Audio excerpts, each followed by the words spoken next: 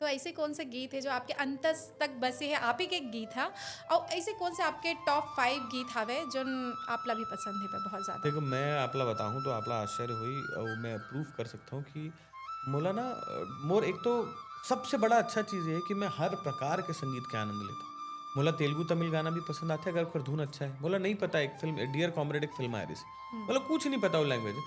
दर ना ना ना द ना ना ना दर ना र ना ना ना र ना दर ना र ना ना ना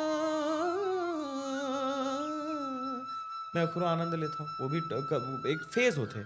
जी। कभी भूपेन भैया को गाना मोला बड़ा पसंद है, मैं हर इंटरव्यू में बोलता हूँ, ताना ना ना ना ना ना ना ना, ताना ना ना ना ना ना ना।